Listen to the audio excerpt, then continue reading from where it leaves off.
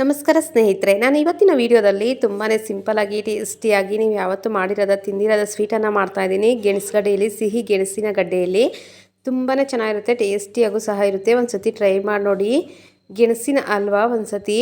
ಹಾಗೆ ನನ್ನ ಚಾನಲನ್ನು ಫಸ್ಟ್ ಟೈಮ್ ಯಾರೆಲ್ಲ ನೋಡ್ತಾ ಇದ್ದೀರಾ ದಯವಿಟ್ಟು ಒಂದು ಸಬ್ಸ್ಕ್ರೈಬ್ ಮಾಡಿ, ಹಾಗೆ ಬೆಲ್ಲೈಕನನ್ನು ಕ್ಲಿಕ್ ಮಾಡಿ. ನಾನು ಹಾಕೋ ವಿಡಿಯೋ ಮೊದಲು ನೋಟಿಫಿಕೇಷನ್ ಆಗಿ ನಿಮಗೆ ಬರುತ್ತೆ.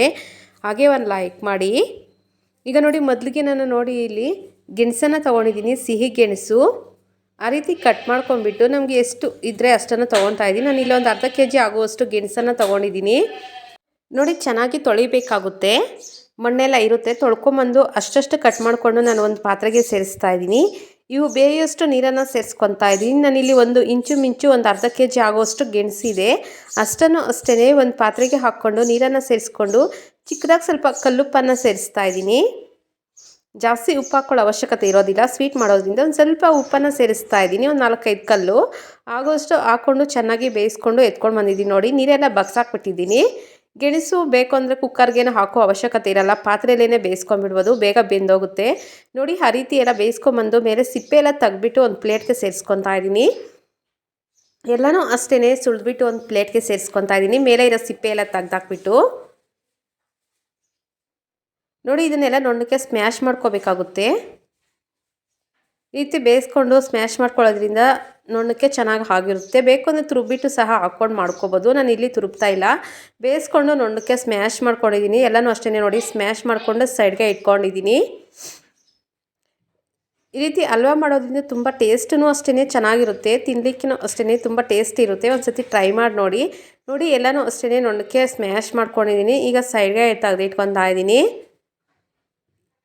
ಈಗ ಒಂದು ಬಾಣಲಿಗೆ ಒಂದು 2-3 ಚಮಚ ಆಗುವಷ್ಟು ಎಣ್ಣೆನ ಸೇರಿಸ್ತಾ ಇದ್ದೀನಿ. ನೀವು ಇಲ್ಲಿ ತುಪ್ಪ ಬೇಕಾದರೂ ಸೇರಿಸ್ಕೋಬೋದು, ನಾನು ಇಲ್ಲಿ ಎಣ್ಣೆನ ಬಳಸ್ತಾ ಇದ್ದೀನಿ.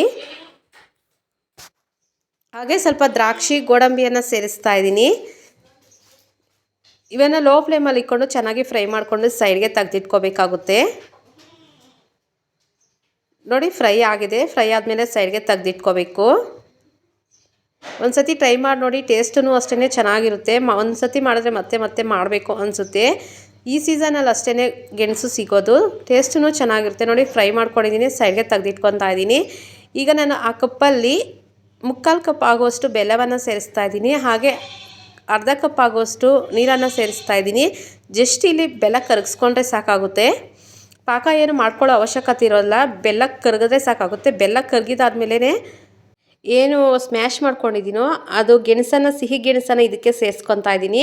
ಅದು ಹಾಕುವಾಗ ವಿಡಿಯೋ ಮಿಸ್ ಆಗಿದೆ, ಅದರಿಂದ ಹಾಗೇ ತೋರಿಸ್ತಾ ಇದ್ದೀನಿ. ನೋಡಿ, ಜಸ್ಟ್ ಬೆಲ್ಲ ಕರಗಿದೆ ಅಷ್ಟೇ, ಕರಗಿಸ್ಕೊಂಡ್ಮೇಲೆ ಸೇರಿಸ್ಕೊತಾ ಇದ್ದೀನಿ. ಸೇರಿಸ್ಕೊಂಡು ಎಲ್ಲನೂ ಅಷ್ಟೇ ಮಿಕ್ಸ್ ಮಾಡಿಕೊಂಡು ಚೆನ್ನಾಗಿ ಬೇಯಿಸ್ಕೋಬೇಕಾಗುತ್ತೆ. ನೋಡಿ, ಆ ರೀತಿ ಚೆನ್ನಾಗಿ ಬೇಯಿಸ್ಕೋಬೇಕು. ಚೆನ್ನಾಗಿ ಒಂದು 5 ನಿಮಿಷ ಚೆನ್ನಾಗಿ ಕುದಿಸ್ಕೋಬೇಕು,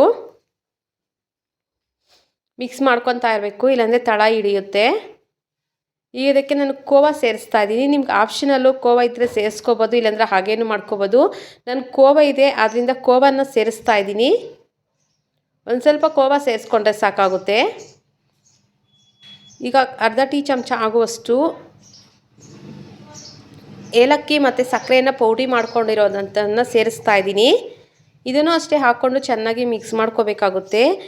ಆಗಾಗ ಒಂದು 2-3 ಸತಿ 2 ಚಮಚ ಆಗುವಷ್ಟು ತುಪ್ಪ ಆಗಲಿ ಎಣ್ಣೆ ಆಗಲಿ ಸೇರಿಸ್ಕೊಂಡು ಕಲಿಸ್ಕೊಂಡು ಚೆನ್ನಾಗಿ ಬೇಯಿಸ್ಕೋಬೇಕಾಗುತ್ತೆ. ನಾನಿಲ್ಲಿ ಎಣ್ಣೆಯನ್ನು ಬಳಸ್ತಾ ಇದ್ದೀನಿ, ನೀವು ಇಲ್ಲಿ ಬೇಕು ಅಂದರೆ ತುಪ್ಪವನ್ನು ಅಷ್ಟೇ ಬಳಸ್ಕೋಬೋದು. ನಾನು ಎಣ್ಣೆಯಲ್ಲೇ ಮಾಡ್ತಾಯಿದ್ದೀನಿ. ಆಪ್ಷನಲ್ಲು ತುಪ್ಪ ಬೇಕಾದರೂ ಹಾಕ್ಕೋಬೋದು, ಎಣ್ಣೆ ಬೇಕಾದರೂ ಹಾಕ್ಕೋಬೋದು. ಆಗಾಗ ಒಂದು 2-3 ಸತಿ ಎಣ್ಣೆಯನ್ನು ಹಾಕ್ಕೊಂಡು ಒಂದು 2 ಚಮಚ 3 ಚಮಚ ಹಾಕ್ಕೊಂಡು ಈ ರೀತಿ ಮಿಕ್ಸ್ ಮಾಡಿಕೊಂಡು ಚೆನ್ನಾಗಿ ಬೇಯಿಸ್ಕೋಬೇಕಾಗುತ್ತೆ. ಎಣ್ಣೆ ಬಿಡುವವರೆಗೂ ಎಣ್ಣೆ ಹಾಕ್ಕೊಂಡು ಒಂದು 2-3 ಸತಿ ಚೆನ್ನಾಗಿ ಫ್ರೈ ಮಾಡ್ಕೋಬೇಕಾಗುತ್ತೆ. ಕೈ ಬಿಡದ ಹಾಗೇ ಮಿಕ್ಸ್ ಮಾಡ್ಕೊತಾ ಇರಬೇಕು. ನೋಡಿ, ಆ ರೀತಿ ಮಿಕ್ಸ್ ಮಾಡ್ಕೊತಾ ಇರಬೇಕು, ಆಗನೇ ಚೆನ್ನಾಗಿ ಬರುತ್ತೆ ಹಲ್ವಾ ಅನ್ನೋದು. ಟೇಸ್ಟೂ ಅಷ್ಟೇ ಚೆನ್ನಾಗಿ ಬರುತ್ತೆ.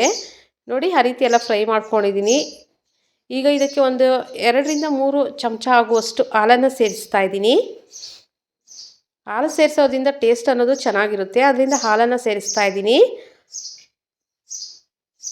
ಹಾಲು ಸೇರಿಸ್ಕೊಂಡು ಚೆನ್ನಾಗಿ ಕುದಿಸ್ಕೋಬೇಕಾಗುತ್ತೆ.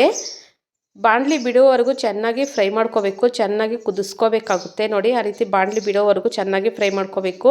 ಇದಕ್ಕೆ ನಾನು ಏನು ಇಟ್ಕೊಂಡಿದ್ದೀನೋ ದ್ರಾಕ್ಷಿ ಮತ್ತು ಗೋಡಂಬಿಯನ್ನು ಸೇರಿಸ್ತಾ ಇದ್ದೀನಿ. ಸೇರಿಸ್ಬಿಟ್ಟು ನೋಡಿ ಬಾಣಲಿ ಎಲ್ಲ ಯಾವ ರೀತಿ ಬಿಡ್ತಾ ಇದೆ ಅಂತ, ಆ ರೀತಿ ಬಿಡೋವರೆಗೂ ಚೆನ್ನಾಗಿ ಫ್ರೈ ಮಾಡ್ಕೋಬೇಕು. ಆಗನೇ ಟೇಸ್ಟ್ ಅನ್ನೋದು ಚೆನ್ನಾಗಿ ಬರುತ್ತೆ. ಒಂದು ಸತಿ ಟ್ರೈ ಮಾಡಿ ನೋಡಿ. ಹಾಗೆ ನೋಡಿ ರೆಡಿ ಆಗಿದೆ ಸಿಹಿ ಗೆಣಸಿನ halwa. Thank you for the watching.